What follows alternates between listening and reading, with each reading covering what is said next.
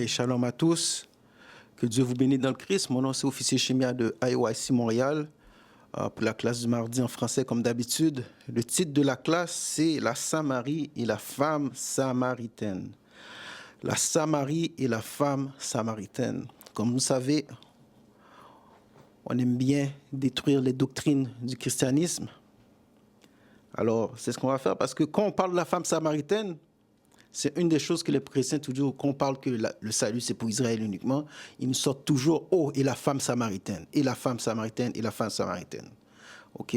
Mais en réalité, c'est parce qu'ils ne savent pas c'est qui la femme samaritaine, ils ne savent pas c'est quoi la Samarie, etc. So, aujourd'hui, on va décortiquer ça un peu. OK? Quand je dis un peu, c'est parce que on ne va pas passer 2 heures, on va juste faire un petit survol sur ça.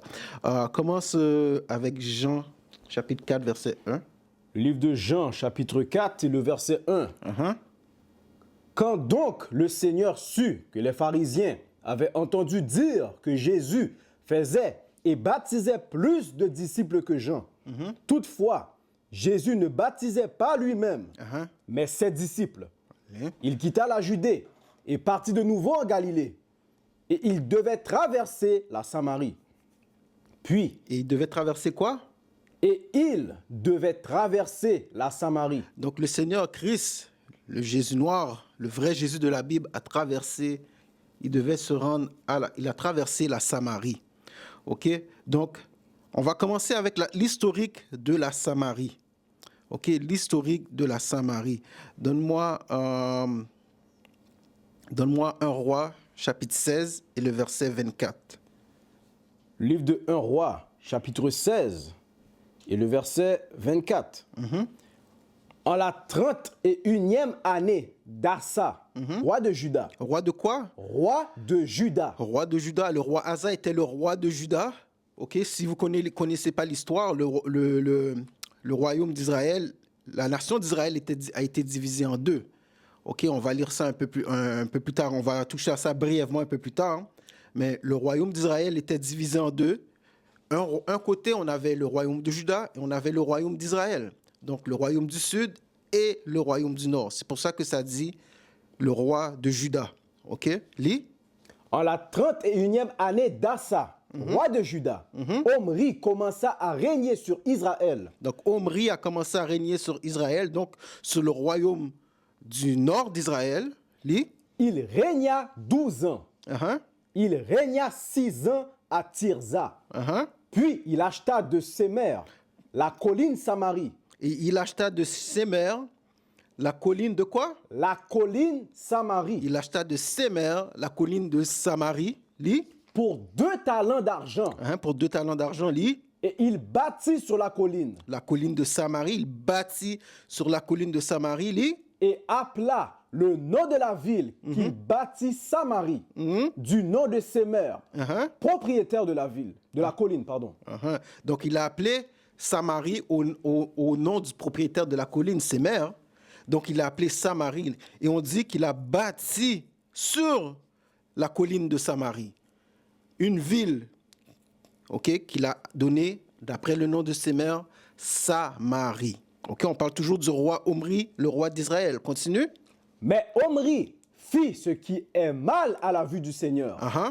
Il fit pire que tous ceux qui avaient été avant lui. Quand tu lis les livres de Chroniques, les livres de 2 rois, un roi, quand tu lis l'historique, la plupart, ou pour ne pas dire tous les rois d'Israël, faisaient la même chose qu'Omri.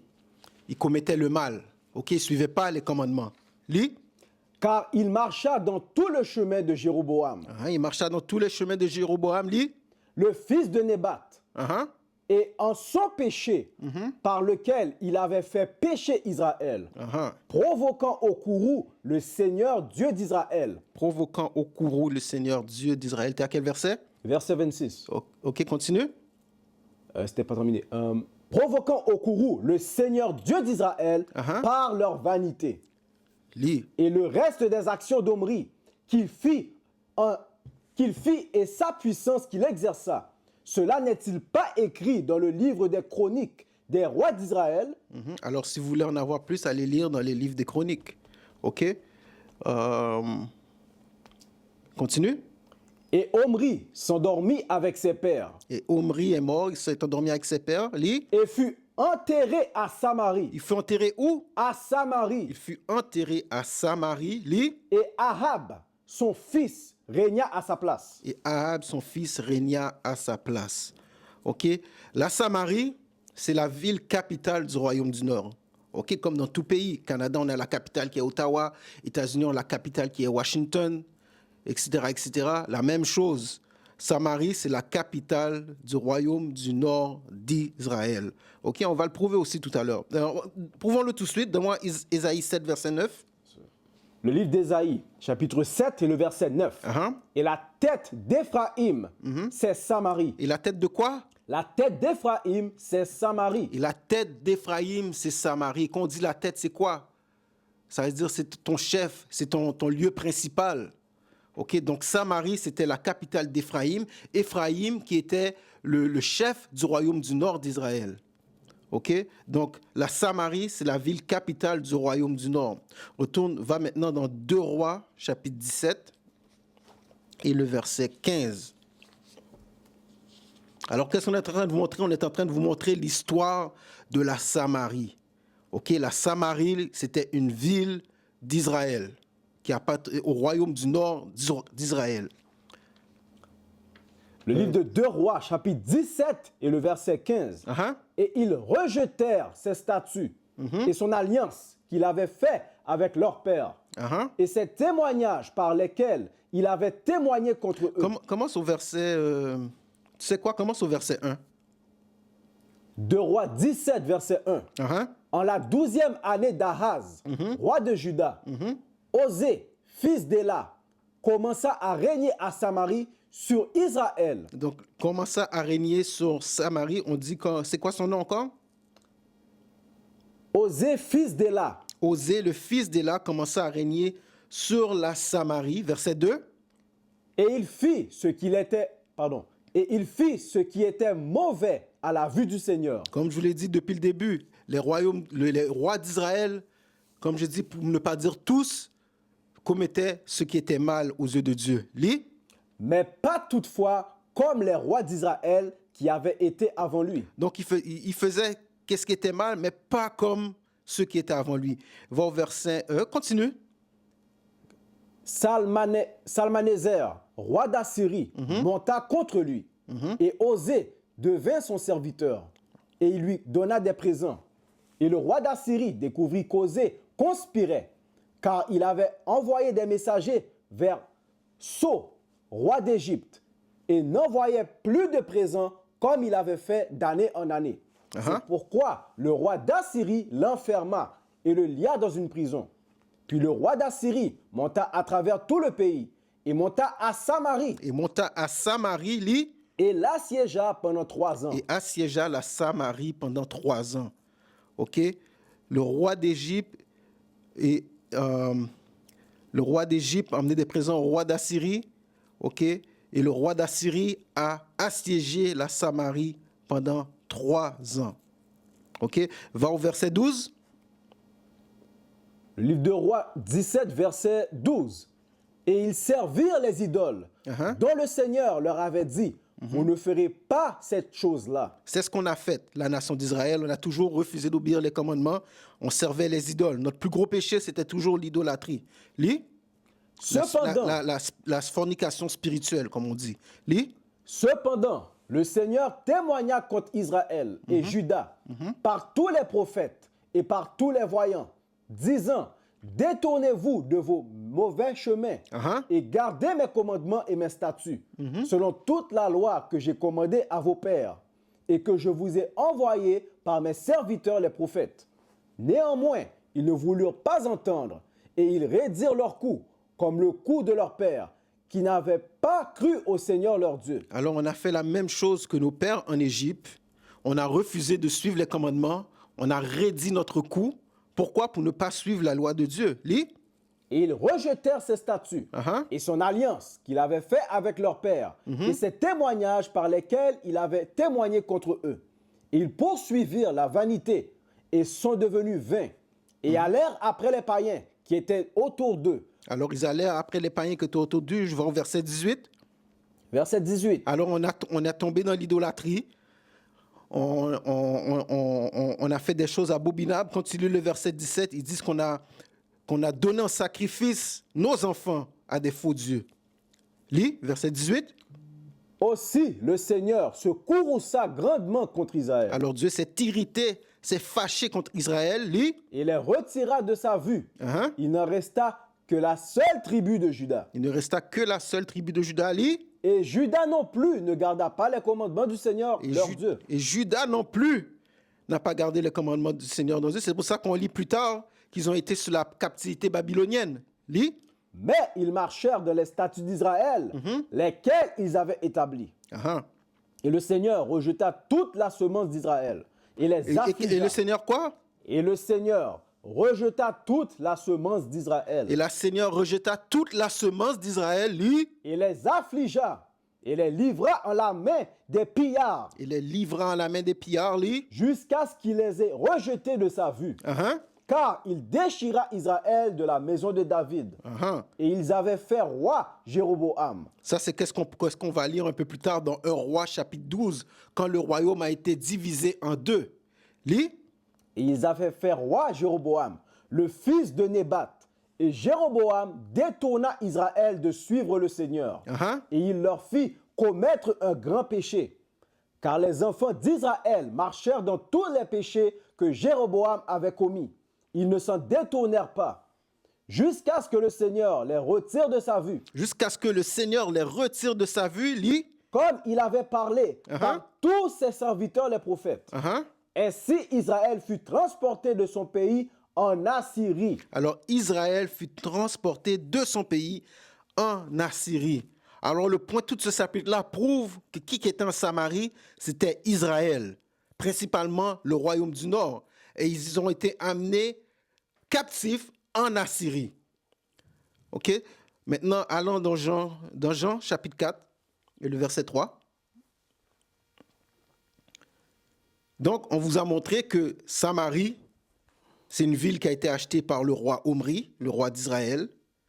OK? On vous a montré que c'est Israël qui vivait dans la Samarie. On vous a aussi montré que Israël a été amené en captivité hors de la Samarie.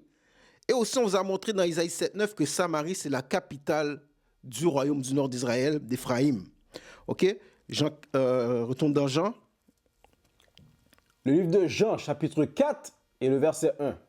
Quand donc le Seigneur sut... Entre-temps, donne-moi la première map. Je pense que c'est la map grise, si je ne me trompe pas.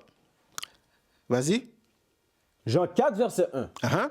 Quand donc le Seigneur sut que les pharisiens avaient entendu dire que Jésus faisait et baptisait plus de disciples que Jean. Toutefois, Jésus ne baptisait pas lui-même, mais ses disciples. Lis. Il quitta la Judée. Il quitta la Judée. Mets-moi la map, s'il te plaît. That one.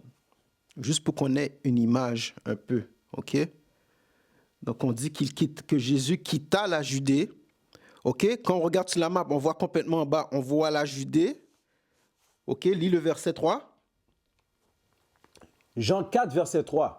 Il quitta la Judée et partit de nouveau en Galilée. Et il partit de nouveau en Galilée. Montre-moi le haut de la carte, où est-ce qu'on voit la Galilée. OK, vous voyez la Galilée. Donc, en bas de la Samarie, c'est la Judée. La Galilée est au nord de la Samarie. La Judée se trouve dans le sud. Alors, Jésus a voyagé au nord.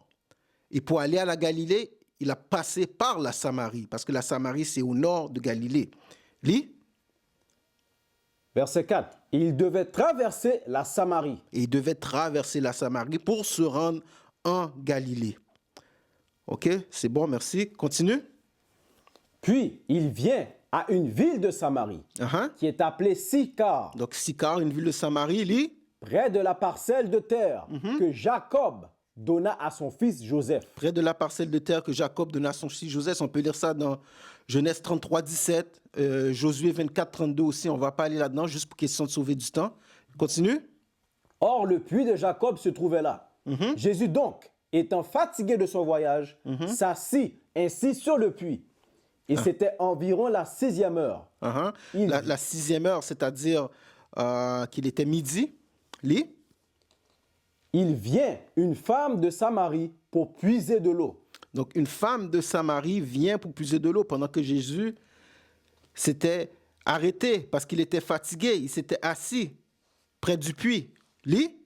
Jésus lui dit, donne-moi à boire. Donc, Jésus lui a demandé, donne-moi à boire. Continue. Car ses disciples étaient partis dans la ville pour acheter de la nourriture.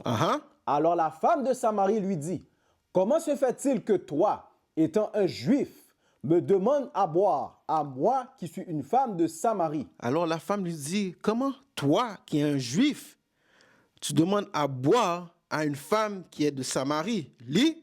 Car les juifs n'ont aucun contact avec les Samaritains. Car un juif n'a aucun contact avec les Samaritains. Les juifs et les Samaritains, c'est toutes des Israélites. Ok, comme je vous l'ai dit, il y a une séparation royaume du sud, royaume du nord. Alors elle dit, comment ça se fait que les juifs, maintenant, n'ont pas de contact avec la Samarie? On va lire rapidement l'historique, pourquoi que c'est arrivé à cet état-là. Donne-moi Siracide 47. Siracide 47 commence au verset 13.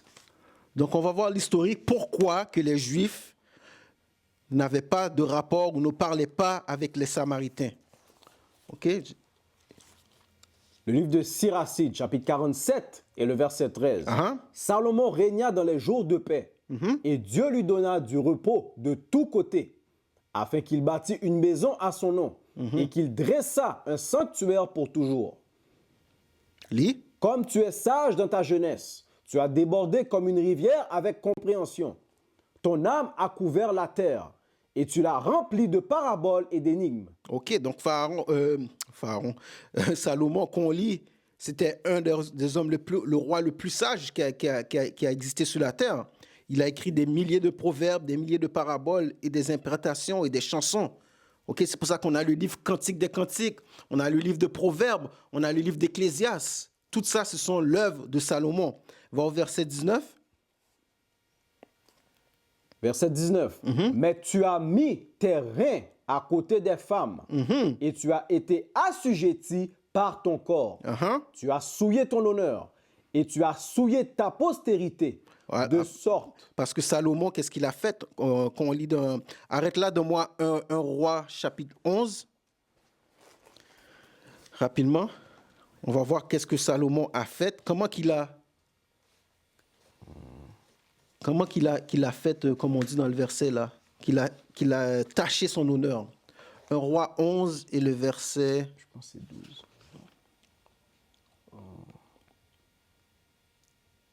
Ah non, pardon. Commence, un roi 11 et le verset 1. Ouais, un roi 11, verset 1. Mais le roi Salomon aima beaucoup de femmes étrangères. Des femmes des autres nations, lis. Outre la fille de Pharaon, des Moabites, des Ammonites, des Édomites, des Sidoniennes. Alors il aimait les femmes égyptiennes, il aimait les femmes chinoises, il aimait les femmes blanches, etc., des femmes africaines qu'il aimait. Lis.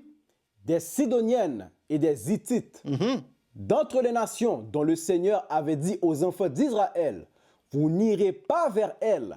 Deutéronome 7, verset 3, lis. Et elles ne viendront pas vers vous, car certainement, elles détourneraient votre cœur pour suivre leur Dieu. OK, parce que c'est ça. Donc Salomon, lui, il a désobéi au commandement de Dieu. OK, c'est pour ça qu'on lit dans Siracide, verset 19, qui s'est adonné aux femmes. OK, continue, verset 3. Salomon s'attacha à elle par amour, et il eut 700 femmes princesses. 700 femmes princesses, lis. Et 300 concubines. Et 300 concubines, c'est-à-dire il est rendu à 1000, là. Lis. Et ces femmes détournèrent son cœur. Et ces femmes ont détourné le cœur de Salomon, comme c'est écrit dans Deutéronome 7, verset 3. C'était la raison pour laquelle on ne pouvait pas s'associer aux femmes étrangères, parce que ça allait nous détourner de servir le Seigneur. Et c'est ce qui est arrivé au roi le plus sage de la terre. Verset 4. Car il arriva, quand Salomon devint âgé, que ces femmes détournèrent son cœur après d'autres dieux. Et son cœur ne fut pas parfait avec le Seigneur son Dieu. comme avait été le cœur de David, son père. Donc son cœur n'était pas aussi parfait que le cœur de David. Verset 7. Alors Salomon bâtit un haut lieu à Chémosh, l'abomination de Moab, sur la colline qui est devant Jérusalem. Alors il a commencé à bâtir des autels pour les faux dieux. Lis. Et à Molech, l'abomination des enfants d'Amon. Lis. Il en fit de même pour toutes ces femmes étrangères. Il en fut de même pour toutes ces femmes étrangères, c'est-à-dire pour chaque dieu de ces nations-là, il a bâti un autel. Lis. Il en fit de même pour toutes ces femmes étrangères. Ok, retourne dans Siracide 47 et le verset, on était au verset 19. On vous a montré l'historique de pourquoi que les Samaritains et les Juifs ne communiquaient pas ensemble, n'avaient aucun rapport ensemble, pourtant tous les deux faisaient partie des 12 tribus d'Israël. Ok? Donc on parle principalement royaume du Nord, royaume du Sud. Donc le royaume du Sud n'avait aucun rapport avec le royaume du Nord. On est en train de vous montrer qu'est-ce qui s'est passé, pourquoi c'est arrivé à cet état-là. Lis. Le livre de Siracide 47 et le verset 19. Mais tu as mis tes reins à côté des femmes et tu as été assujetti par ton corps. Tu as souillé ton honneur. Tu as souillé ton honneur, tu as été assujetti par ton corps, tu t'es abandonné dans la perversion, tu t'es abandonné dans les péchés avec toutes ces femmes étrangères-là. Lis. Et tu as souillé ta postérité, de sorte que tu as attiré la colère sur tes enfants et qu'ils ont été attristés par ta folie. Lis. De sorte que la souveraineté fut divisée. De sorte que quoi? De sorte que la souveraineté fut divisée. De sorte que la souveraineté fut divisée. Lis. Et qu'un royaume désobéissant s'éleva d'Éphraïm. Un royaume désobéissant s'éleva du royaume du Nord. Ok, donne-moi 2 Rois 12, verset 16. Le livre de 2 Rois, chapitre 12, et le verset 16. L'argent de l'offrande de transgression, ainsi que l'argent de l'offrande pour le péché, n'étaient pas apportés dans la maison du Seigneur.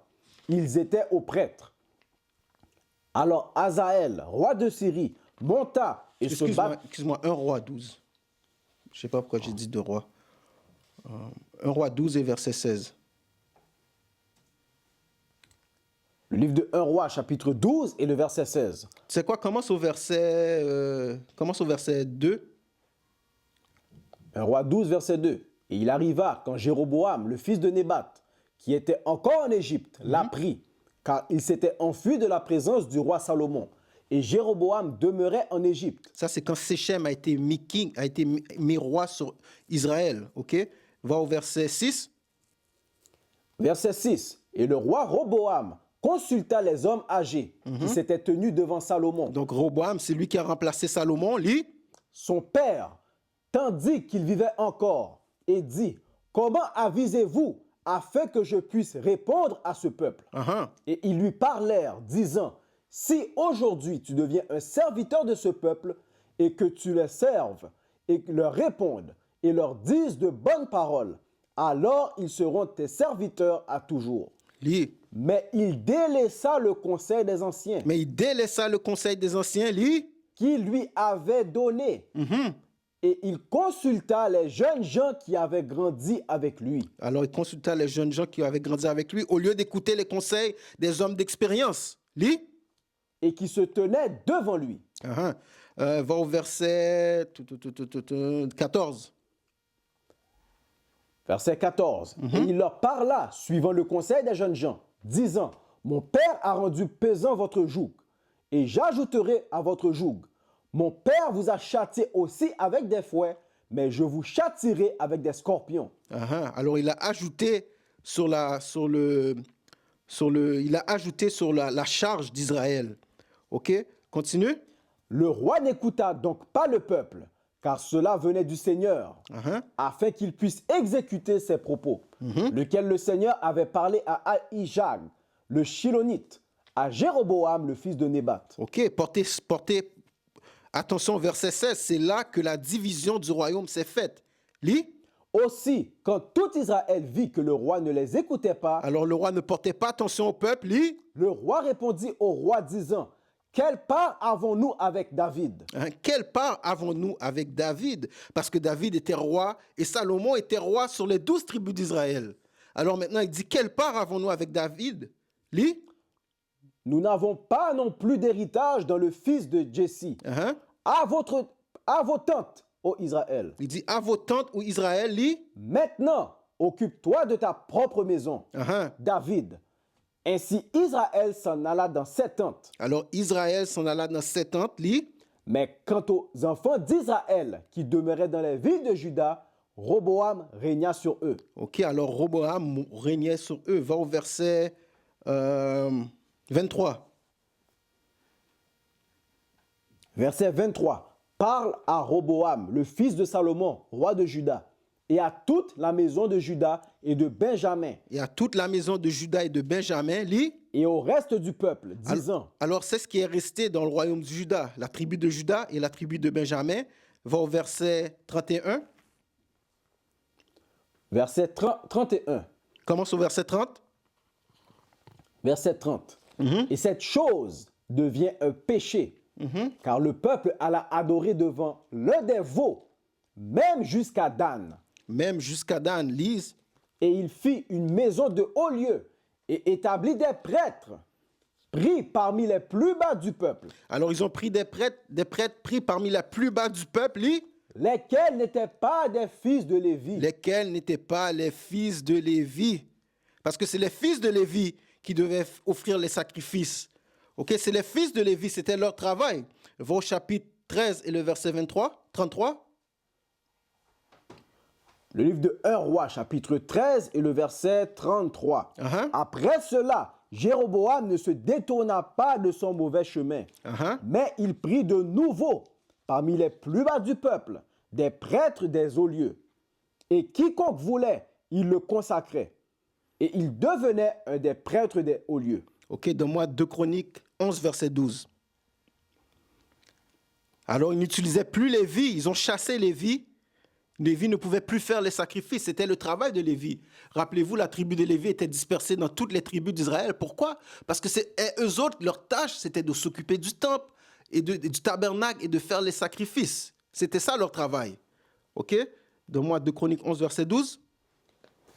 Le livre de 2 Chroniques, chapitre 11 et le verset 12. Uh-huh. Et dans chaque ville, il mit des boucliers et des lances. Uh-huh. Et il les rendit extrêmement fortes, ayant Juda et Benjamin à son côté. Uh-huh. Et les prêtres et les Lévites, qui étaient dans tout Israël, se rangèrent avec lui de tous leurs confins. Alors Lévi s'est joint avec Benjamin et Juda, ce qui a formé le royaume de Juda. Et toutes les autres tribus d'Israël ont formé le royaume d'Israël. C'est ça la division. Ok? Depuis là, la division a commencé. C'est pour ça que la femme samaritaine dit que comment toi, un juif, tu parles à moi qui est de la Samarie. Ok? Donne-moi Zacharie 11, verset 14. Le livre de Zacharie, chapitre 11 et le verset 14. Uh-huh. Puis je brisai en deux ma seconde houlette, à savoir lien, afin que je puisse rompre la fraternité entre Juda et Israël. Que rompre la fraternité entre Juda et Israël, entre les deux royaumes. C'est pour ça que les deux royaumes ne se parlaient pas. Ok? C'est pour ça que les deux royaumes n'avaient pas de lien ensemble pendant des années, des années, des années. C'est plus tard qu'on est dans le Nouveau Testament que maintenant Jésus revient pour ramener toutes ces 12 tribus-là ensemble. Mais ils n'avaient pas de contact ensemble. Ok? Pourquoi? Parce qu'à cause de la séparation, Éphraïm était en premier, le royaume du Nord a été dans l'idolâtrie. Donc pour toutes ces raisons-là, il n'y avait pas de lien entre les deux. Donne-moi Isaïe 7, verset 8. Le livre d'Ésaïe, chapitre 7 et le verset 8. Uh-huh. Car la tête de la Syrie, c'est Damas. La tête de la Syrie, c'est Damas, lis. Et la tête de Damas, c'est Rézin. Uh-huh. Et dans 65 ans, Éphraïm sera brisé. Éphraïm sera quoi? Sera brisé. Éphraïm sera brisé, lis. Et ne sera plus un peuple. Et ne sera plus un peuple. Les Juifs n'ont plus de lien avec Éphraïm, n'ont plus de lien avec le royaume du Nord. C'est pour ça qu'il dit qu'Éphraïm sera brisé et ne sera plus un peuple. Osée 1, verset 9.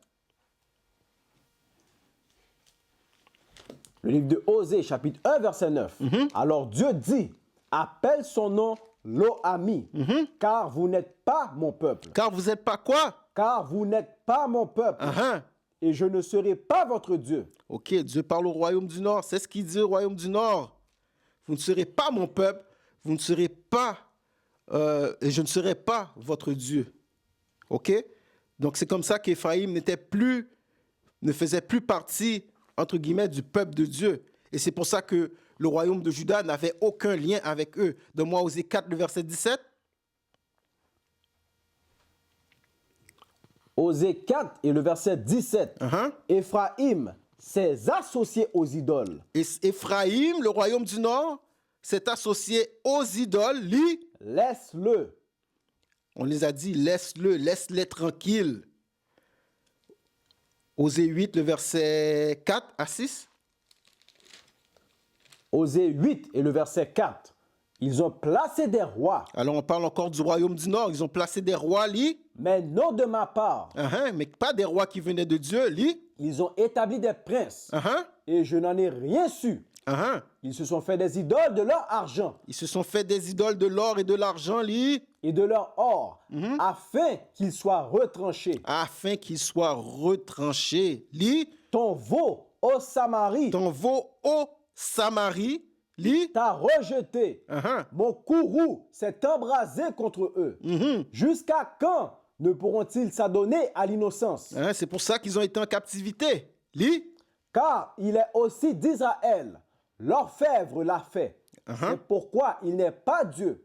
Mais le veau de Samarie sera brisé en pièces. Le veau de Samarie sera brisé en pièces. Retourne dans Jean 4, verset 9. Alors on nous a montré pourquoi la Samaritaine a dit que les Juifs n'ont pas de rapport avec la Samarie. C'est à cause de toute l'historique qu'on vient de lire. OK? Lis.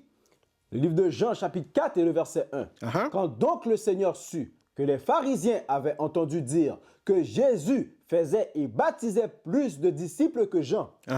Toutefois, Jésus ne baptisait pas lui-même. Va au verset 9. Jean 4, verset 9. Alors la femme de Samarie lui dit, comment se fait-il que toi, étant un juif, que toi qui es un juif, lis, me demandes à boire, à moi qui suis une femme de Samarie? Tu demandes à boire à moi qui est une femme de Samarie. Lis, pourquoi? Car les Juifs n'ont aucun contact avec les Samaritains. Car les Juifs n'ont aucun contact avec les Samaritains. Et c'est là que les chrétiens font erreur. Ils lisent ça. Oh, les Samaritains, c'est d'autres nations. Non, on vient tout vous lire l'historique de la Samarie. Et les Samaritaines, ce sont des Israélites, principalement de la tribu d'Éphraïm. OK? Éphraïm est le chef du royaume du Nord, tout comme Juda est le chef du royaume du Sud. OK, continue. La femme lui dit, Sire, tu n'as rien pour puiser. Oh, pardon.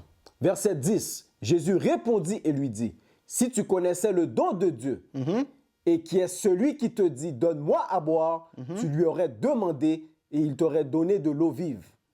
La femme lui dit... OK, et relis le verset 10. Jésus répondit et lui dit, si tu connaissais le don de Dieu... Le don de Dieu, c'est le salut qui est pour Israël. Donne-moi ça rapidement dans Éphésiens 2, verset 8.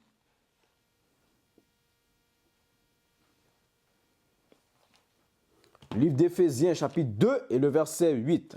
Car par grâce, vous êtes sauvés. Par grâce, vous êtes sauvés. Lis. Par le moyen de la foi. Et cela, pas de vous-même. C'est le don de Dieu. C'est ça, le don de Dieu, être sauvé. Le salut pour Israël, c'est ça, le don de Dieu que le Christ parlait. Retourne dans Jean 4, verset 10.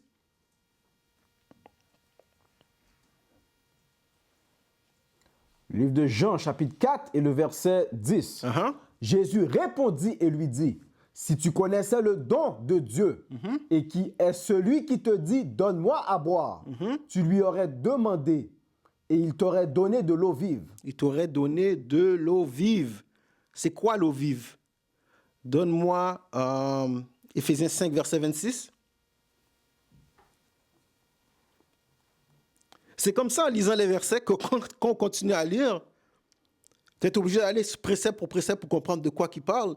Et plus que tu lis, tu te rends compte que c'est très restrictif. OK? Tu te rends compte que c'est des gens de la même nation qui discutent. Lis. Le livre d'Éphésiens, chapitre 5 verset 26, Uh-huh. afin qu'il puisse la sanctifier et l'épurer en la nettoyant d'eau par la En parole. la nettoyant d'eau par la parole. Alors, l'eau vive, c'est la parole de Dieu. Siracide 15, verset 3. Siracide 15 et le verset 3. On va pour expliquer encore l'eau vive. C'est quoi? Éphésiens 5, verset 26 dit que c'est la parole. On va voir Siracide 15, 15, 3, qu'est-ce qu'il dit? Le livre de Siracide, chapitre 15,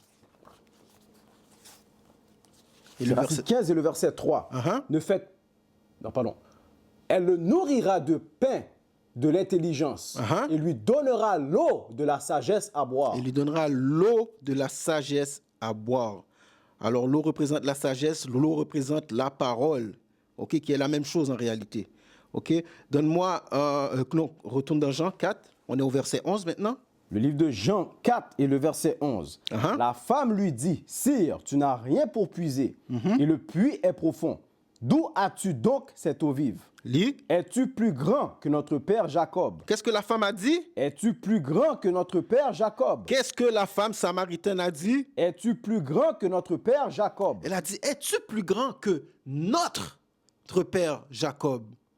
Notre père Jacob, possessif.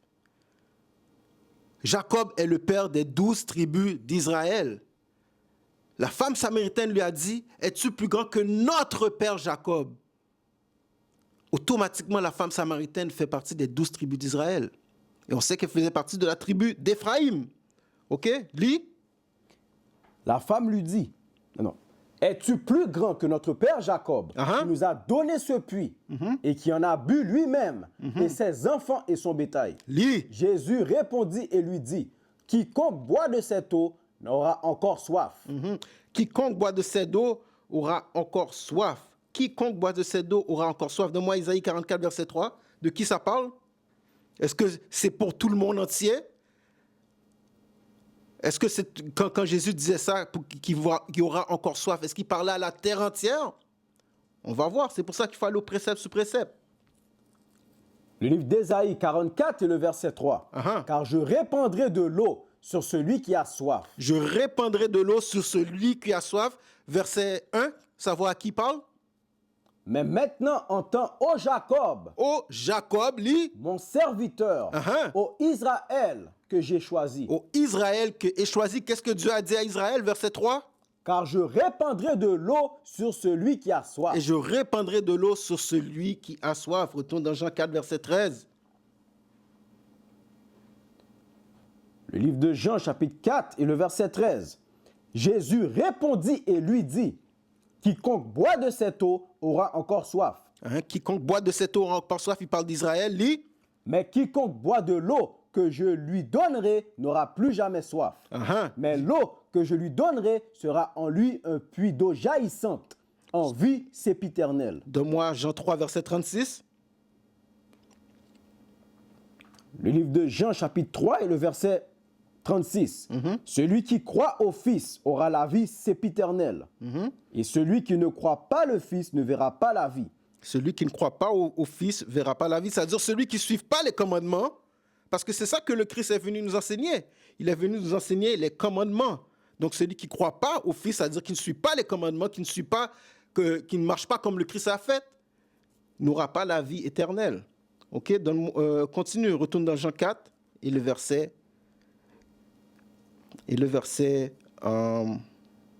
15. Le livre de Jean, chapitre 4 et le verset 15. La femme lui dit, Sire, donne-moi de cette eau, Donne-moi cette parole, sire, donne-moi cette parole. Je veux l'entendre. Lis. afin que je n'ai plus soif Uh-huh. et que je ne vienne plus puiser ici. Lis. Jésus lui dit, va, appelle ton mari et viens ici. Regardez comment Jésus dit. Parce que, rappelez-vous, la parole, ça parle des commandements. Alors Jésus lui dit, qu'est-ce que Jésus lui a dit au verset 16? Jésus lui dit, va, appelle ton mari et viens ici. Jésus lui dit, appelle donc ton mari qui vienne écouter la parole aussi. Mais Jésus savait qu'est-ce qu'il faisait. Il est en train de lui donner les commandements, la parole. Lis. La femme répondit et dit, je n'ai pas de mari. Elle dit, je n'ai pas de mari. Continue. Jésus lui dit, tu as bien dit, je n'ai pas de mari. Jésus a dit, hey, c'est vrai, tu as raison, tu n'as pas de mari. Lis. Car tu as eu 5 maris. Jésus dit, tu as eu 5 maris. Lis. Et celui que tu as maintenant n'est pas ton mari. Et celui que tu as maintenant n'est pas ton mari. Jésus lui donne la parole. Jésus est en train de lui dire que présentement, tu vis dans le péché. Lis. Et cela, tu as dit vrai. En cela, tu as dit vrai. La femme lui dit, Sire, je perçois que tu es un prophète. Alors la femme a dit, hé, tu es un prophète, tu ne me connais pas, puis tu as deviné ça. Ça veut dire que tu es un prophète. Verset 20. Nos pères ont adoré sur cette montagne. Nos pères ont adoré sur cette montagne. Lis. Et vous dites qu'à Jérusalem est le lieu où il faut adorer. Encore une fois, possessif. Nos pères ont adoré sur cette montagne. Donne-moi 1 Corinthiens 10, verset 1, je pense. Nos pères ont adoré sur cette montagne. Possessif, ça veut dire que ça parle de qui? Ça parle des Israélites. C'est qui ont adoré sur cette montagne-là? On va lire tout à l'heure c'est quelle montagne. Le livre de 1 Corinthiens, chapitre 10, c'est le verset 1. De plus, frères, je ne voudrais pas que vous soyez ignorants. Comment tous nos pères furent sur le nuage. Comment tous nos pères furent sur le nuage, lis. Et tous passèrent à travers la mer. Et passèrent à travers la mer Rouge. Alors, pour ceux qui disent que les Corinthiens, c'est d'autres nations, non. Ce verset-là prouve que les Corinthiens, ce sont des Israélites. OK? Et la même chose que la femme samaritaine a dit, retourne dans Jean 4, verset 20. Le livre de Jean, chapitre 4, et le verset 20. Nos pères ont adoré sur cette montagne. Nos pères ont adoré sur cette montagne. Donne-moi Deutéronome 27, verset 1. De quelle montagne ça parle? De quelle montagne ça parle? Dans quelle montagne que nos pères, nos ancêtres ont adoré? Deutéronome 27, et le verset 1. Et Moïse, ainsi que les anciens d'Israël, commandèrent au peuple, disant, gardez tous les commandements que je vous commande aujourd'hui. Lis. Et il arrivera que le jour où vous passerez le Jourdain et entrerez dans la terre que le Seigneur ton Dieu te donne, tu érigeras pour toi de grandes pierres et tu les plâtreras de plâtre. Et tu écriras sur elles tous les mots de cette loi. Lis. Quand tu auras passé, afin que tu puisses entrer dans la terre que le Seigneur ton Dieu te donne, une terre qui ruisselle de lait et de miel, comme le Seigneur, le Dieu de tes pères, te l'a promis. OK. Maintenant, va dans Deutéronome 11, verset 29. Deutéronome 11 et le verset 29. Et il arrivera que quand le Seigneur ton Dieu t'aura fait entrer dans la terre où tu vas, pour la posséder, tu publieras la bénédiction sur le mont Garizim. Sur le mont quoi? Sur le mont Garizim. Sur le mont Garizim, lis. Et la malédiction sur le mont Ébal. Et sur la malédiction sur le mont Ébal. Retourne dans Jean 4, verset 20. C'est de ça que ça parle. Quand on dit que nos ancêtres ont adoré dans cette montagne. Lis. Le livre de Jean, chapitre 4 et le verset 20. Nos pères ont adoré sur cette montagne. Nos pères ont adoré sur cette montagne, mont Ébal, mont Garizim. Lis. Et vous dites qu'à Jérusalem est le lieu où il faut adorer. De Chroniques 6, verset 6. Dieu a choisi Jérusalem. Lis. Jésus lui dit, femme, crois-moi, l'heure vient quand vous n'adorez le Père sur Nice. Jésus lui dit, femme, crois-moi, l'heure vient quand vous n'adorerez le Père ni sur cette montagne, ni même à Jérusalem. Alors le Christ est en train de lui prophétiser. Un jour, tu n'adoreras plus sur cette montagne-là, sur la montagne Gérizim ou mont Ébal. Tu n'adoreras plus à Jérusalem. Jésus est en train de prophétiser à l'an 70, quand Jérusalem a été détruite, comme on peut lire dans Luc 21. Lis. Vous adorez, vous ne savez quoi. Nous savons ce que nous adorons, car le salut est des Juifs. Car le salut est des Juifs.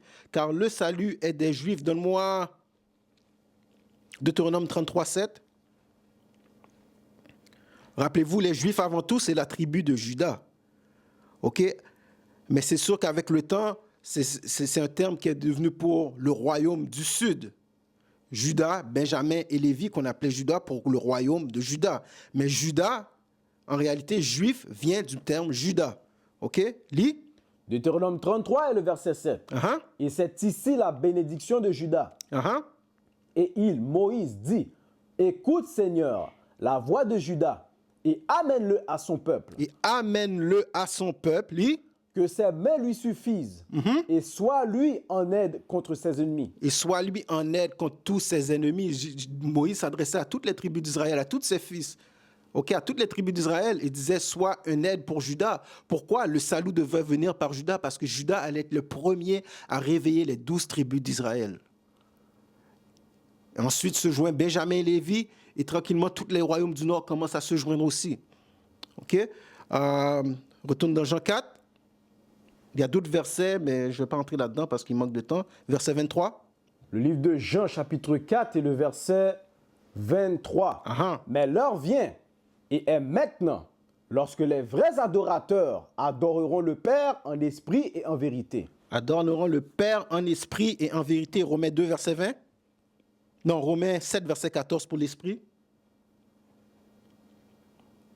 Qu'est-ce que ça veut dire que nos pères adoreront en esprit et en vérité? Romains 7, le verset 14. Car nous savons que la loi est spirituelle, mais je suis charnel, vendu sous le péché. La loi est spirituelle. Donc, quand nos pères adorent en esprit, c'est en suivant les lois et les commandements. Maintenant, donne-moi la vérité. Romains 2, verset 20.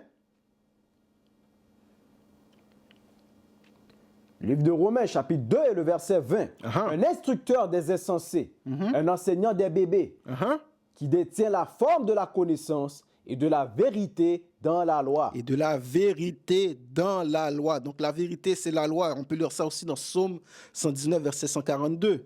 Relis le verset Jean 4, verset 23. Le livre de Jean, chapitre 4 et le verset 23. Mais l'heure vient et est maintenant, lorsque les vrais adorateurs adoreront le Père en esprit et en vérité. En esprit et en vérité, donc les lois et les commandements, lis. Car le Père cherche de telles personnes pour l'adorer. Dieu est un esprit. Car oui, vas-y. Dieu est un esprit. Et ceux qui l'adorent doivent l'adorer en esprit et en vérité. Comment on adore Dieu? Donne-moi 1 Samuel 15, verset 23. Comment on adore Dieu? 1 Samuel 15, verset 23. 1 Samuel 15, le verset 23. Car la rébellion est comme le péché de divination. Quand tu te rebelles, tu refuses de suivre les commandements, c'est aussi pire que si tu faisais du vaudou. C'est ce que les Écritures disent. Lis. Et l'obstination est comme l'iniquité et l'idolâtrie. Quand tu es obstiné, ou fait tête dure, tu fais la tête dure, c'est comme l'idolâtrie. Lis. Parce que tu as rejeté la parole du Seigneur, il t'a aussi rejeté en tant que roi. Lis. Et Saul dit à Samuel, j'ai péché car j'ai transgressé le commandement du Seigneur, ainsi que tes paroles, parce que j'ai obéi à leur voix. Maintenant donc, je te prie, pardonne mon péché. Je te prie, pardonne mes péchés. Lis. Et retourne avec moi. Et retourne avec moi, lis. Afin que je puisse adorer le Seigneur. Afin que je puisse adorer le Seigneur. Te retourner des péchés, te repentir des péchés, c'est comme ça que tu adores le Seigneur. C'est comme ça, quand tu te repentis, c'est comme ça que tu adores le Seigneur. OK? Retourne dans Jean 4. Jean 4, verset 25 maintenant. Le livre de Jean 4 et le verset 25. La femme lui dit, je sais que le Messie vient, lequel est appelé Christ. Quand il sera venu, il nous dira toutes choses. Je sais que le Messie vient. Ça veut dire la femme connaissait la Bible. Elle savait qu'il y avait quelqu'un qui devait venir le sauver. Donne-moi Deutéronome 18, verset 18. C'est ce que la femme samaritaine connaissait. Elle connaissait les Écritures. Donc, c'est un exemple pour vous, les sœurs, aujourd'hui. Vous devez connaître les Écritures. Ce n'est pas juste avoir votre mari et suivre votre mari comme ça. Oui, vous devez suivre votre mari, mais vous devez connaître les Écritures. Parce que si votre mari chute, comment vous allez savoir qu'il chute si vous ne connaissez pas les Écritures? Vous devez connaître les Écritures aussi. La femme samaritaine connaissait les Écritures. Deutéronome 18, verset 18. Deutéronome 18 et le verset 18. Je leur susciterai un prophète comme toi, d'entre leurs frères, et je mettrai mes paroles dans sa bouche. Et il leur dira tout ce que je lui commanderai. Alors c'était ça le Messie, c'était ça la femme qui, quand il disait, relis le verset 25, Jean 4, verset 25. Jean 4 et le verset 25. La femme lui dit, je sais que le Messie vient, lequel est appelé Christ. Je sais que le Messie vient, lequel est appelé Christ. Lui, quand il sera venu, il nous dira toutes choses. Exactement comme c'est écrit dans Deutéronome 18, verset 18. Va à Jean 4, verset 42, au verset 39. Jean 4, verset 39. Et beaucoup de Samaritains de cette ville-là crurent en lui à cause du propos de la femme. Alors, beaucoup de Samaritains ont cru en Christ parce que la femme samaritaine a été rapportée. Qui qu'elle a rencontré, elle a été rapportée. Qu'est-ce que le Christ lui a dit? Alors, beaucoup de la Samarie ont cru à cause d'elle. Lis. Et beaucoup de Samaritains de cette ville-là crurent en lui à cause du propos de la femme, qui témoigna. Il m'a dit tout ce que j'ai jamais fait. La femme lui a dit tout ce qu'elle avait fait. Le Christ lui a dit tous les péchés dans lesquels elle était. Lis. Ainsi, quand les Samaritains vinrent vers lui, ils leur prirent de rester avec eux. Il demeura là 2 jours. Et le Christ demeura là 2 jours à Samarie. Lis. Et beaucoup plus crurent à cause de sa propre parole. Et beaucoup plus à cause de la propre parole qu'ils ont entendu, la propre parole de la bouche de Jésus. Lis. Et ils dirent à la femme, maintenant nous croyons. Maintenant nous croyons, lis. Non à cause de ton propos. Pas à cause de qu'est-ce que tu as dit, lis. Car nous l'avons entendu nous-mêmes. Car nous l'avons entendu nous-mêmes. Lis. Et nous savons que celui-ci est en effet le Christ, le sauveur du monde. Celui, le Christ, le sauveur du monde. Je sais que les chrétiens vont dire, ah, tu vois, oh, le Christ, le sauveur du monde. Donne-moi Matthieu 15, verset 24. Dernier verset pour aujourd'hui. Christ, le sauveur du monde. C'est qui le monde que Christ est venu sauver? On va lire dans Matthieu 15, verset 24. Le livre de Matthieu, chapitre 15, et le verset 24. Mais il répondit et dit, je ne suis envoyé qu'au mouton perdu de la maison d'Israël. Je ne suis envoyé qu'au mouton perdu de la maison d'Israël. Donne-moi Jean 1, verset 29. Le livre de Jean, chapitre 1, et le verset... Jean 1, verset 29. Le lendemain, Jean voit Jésus venant vers lui et dit, voici l'agneau de Dieu, lequel ôte le péché du monde. Voici l'agneau de Dieu, lequel ôte le péché du monde. Matthieu 1, verset 21, on va lire la même chose pour savoir c'est qui le monde. Parce que Jean, quand Jean parlait d'Israël, il appelait Israël le monde. Mais dans Matthieu, il appelait Israël Israël. C'est 2 gens différents qui donnent les mêmes choses qu'ils ont vues, mais ils l'expriment différemment. Jean dit Israël, c'est le monde. Matthieu, lui, dit directement Israël. Jean a dit, Jésus est venu pour ôter les péchés du monde. Voyons voir qu'est-ce que Matthieu il a dit. Le livre de Matthieu, chapitre 1, verset 21. Et elle enfantera un fils, et tu appelleras son nom Jésus. Et tu appelleras son nom Jésus, lis. Car il sauvera son peuple. Il sauvera son peuple, lis. De leurs péchés. Matthieu 2, verset 6, c'est qui son peuple? Matthieu 2, le verset 6. Et toi, Bethléem, en terre de Juda, tu n'es pas la moindre entre les princes de Juda. Car de toi viendra un gouverneur qui dirigera mon peuple Israël. Qui dirigera mon peuple Israël. Alors le salut est uniquement pour Israël. Ok, c'était tout pour la classe. J'espère que vous avez une meilleure compréhension de maintenant de l'histoire de la femme samaritaine. La femme samaritaine, c'était une femme de la tribu d'Ephraïm, du royaume du nord d'Israël. Ok, on vous l'a prouvé dans le verset, on vous a montré l'histoire de la Samarie aussi. Alors j'espère que maintenant, il n'y aura plus de confusion sur ce sujet-là. Ok, sur ce Israël, je vous dis shalom, que Dieu vous bénisse dans le Christ.